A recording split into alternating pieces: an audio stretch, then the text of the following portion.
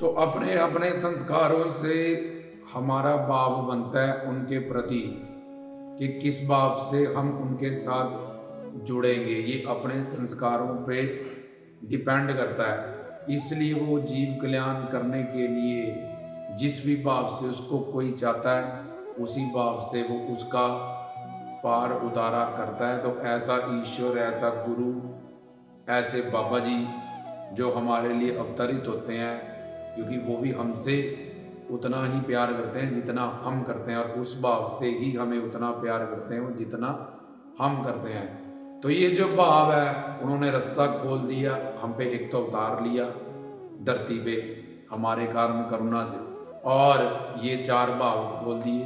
5 शांत भाव कि मैं एक ज्योत हूँ, ब्रह्म ज्ञानियों का सचखंड में विराजमान। दास भाव कि मैं तुम्हारा मालिक हूँ, तुम दास दासी हो, सेवक हो। फिर सखा भाव, मैं तुम्हारा, और सारे भाव में सेवा करना उनकी। सेवक रहेंगे सारे ही, और सेवा की प्यास रहेगी अंतरात्मा में, सब भावों में उनकी। तो दूसरा साख्य भाव, दोस्त जिसमें मानते हैं कि ईश्वर भी हैं, भगवान भी हैं, और फिर मेरे दोस्त भी हैं।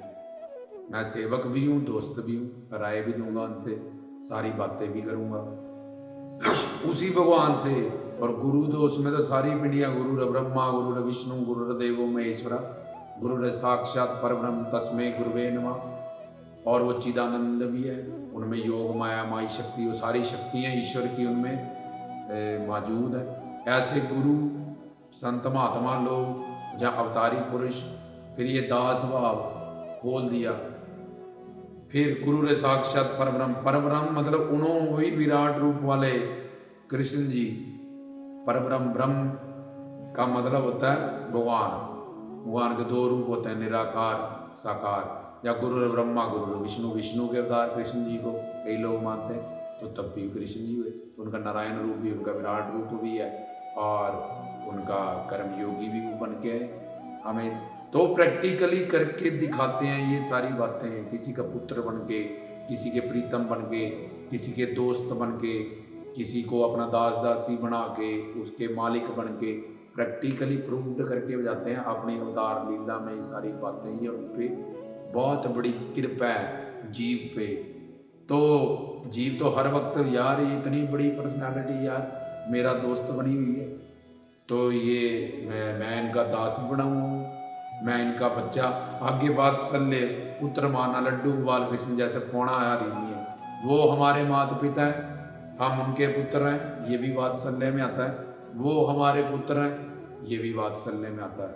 उसके आगे पत्नी, उसके आगे प्रीतमा। तो ये जो भाव है अलग अलग, या प्यार है, ये एक दूसरे में मिलता जाता है। जाके दास भाव के आगे दोस्त भाव। अब जो दोस्त होता है उसमें दास भाव अपने आप आ जाता है। आगे दोस्त के आगे वात्सल्य भाव। अब माँ बोले मात्सल्य भाव में कैसे आ जाएगा, तो माँ में दास भाव और सखा भाव ये दोनों आए थे।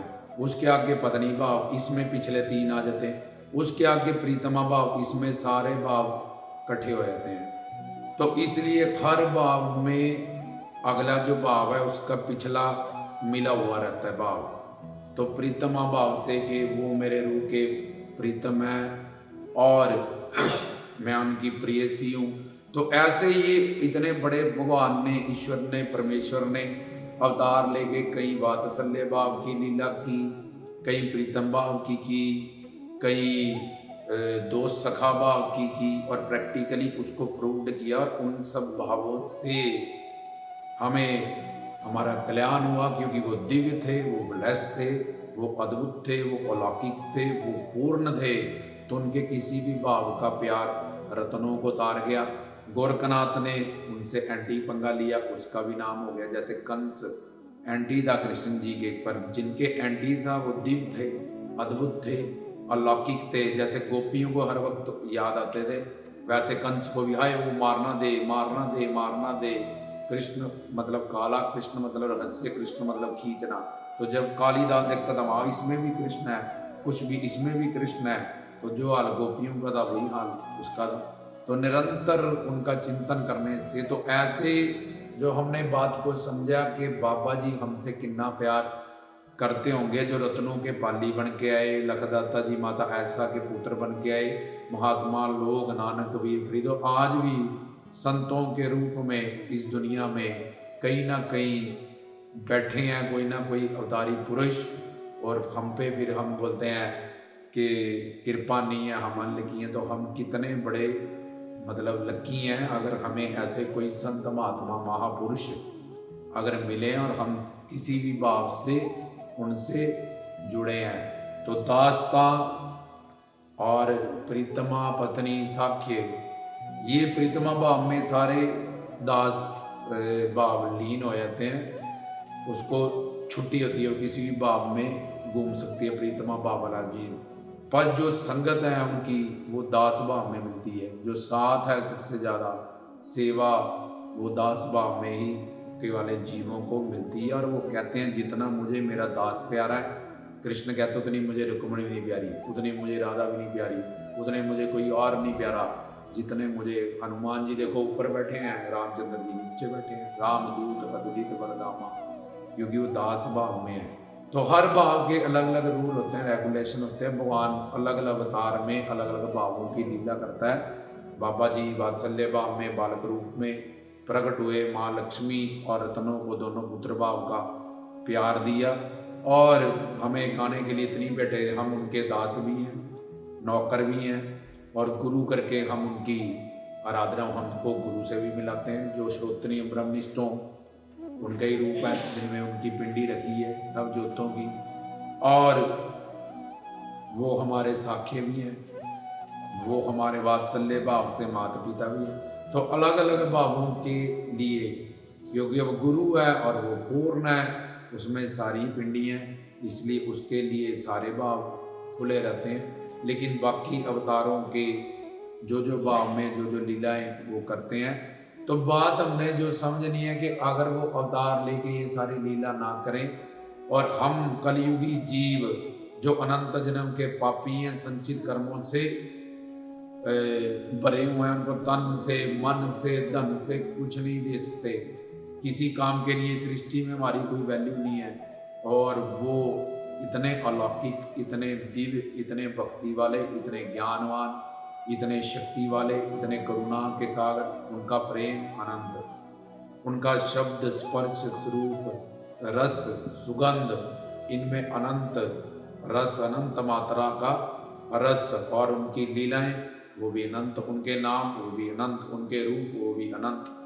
तो ये सारा अनंत असीम बेअंत ईश्वर परमेश्वर गुरु हम पे कितनी कृपा करता है, जो हमारा किसी का सखा बन जाता है, किसी का मालिक बन जाता है, किसी का पुत्र बन जाता है, किसी का पति बन जाता है, किसी का प्रीतमा बन जाता है। जैसे गंगा में कुछ भी डालोगे तो गंगा उसको अपना रूप दे देगी, आग में कुछ भी डालोगे तो आग उसको अपना रूप दे देगी। पॉइजन कोई भी खाएगा, जबरदस्ती खिलाओ मरोगे, अपने आप खाओ मरोगे।